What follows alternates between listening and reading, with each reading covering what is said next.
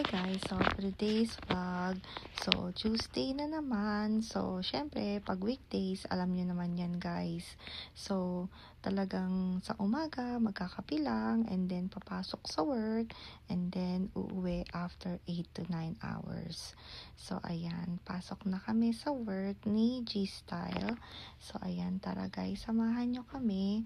So ganito lang naman kami pag weekday, so talagang maaga lang kami nagigising para magkape and then dadaan sa Starbucks or sa McDonald's para magkape or bumili ng breakfast namin. So tara guys.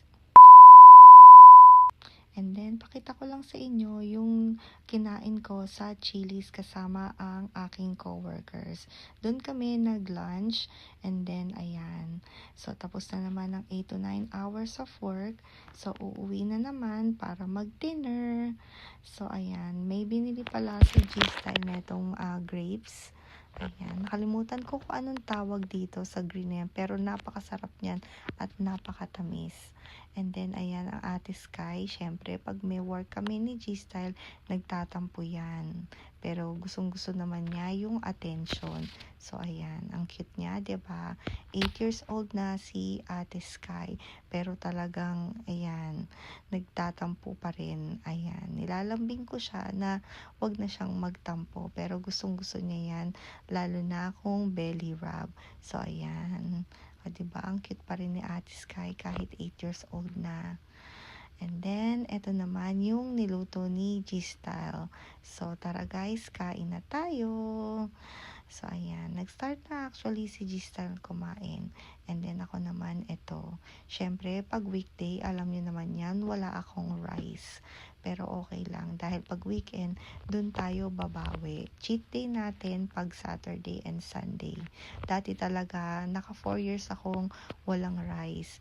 Pero ngayon, talagang, syempre, minsan, namimiss ko rin talagang kumain ng may rice. Iba pa rin talaga pag yung kumakain ka ng rice.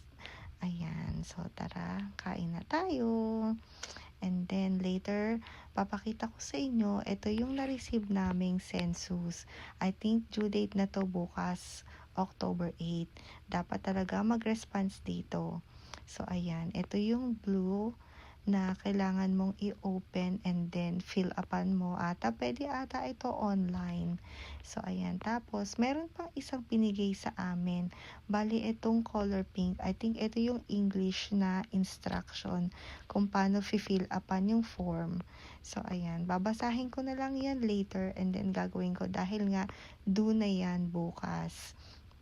So, ayan. Kailangan talagang mag-respond dito. So, ayan guys. Pero yun nga, nalaman ko na pag hindi ka pala Japanese citizen, hindi mo na kailangan yan fill upan. Ayan, dahil nga kami ay iba yung status namin dito. So, no need din pala kaming mag-fill out. Pero doon sa mga talagang required, ayan, talagang dapat ninyong fill upan yan at mag-comply. So, ayan. So, binasa ko konti. Ayan, dyan ko rin nakita kung paano fill upan yung form. Ayan. Alright, guys. So, ayan yung itsura niya. Yan yung form, yung blue, and then may English instruction. Para dun sa mga hindi masyadong nakakabasa ng Nihongo. Alright, guys. Thank you guys for watching. See you guys next time. Bye, guys.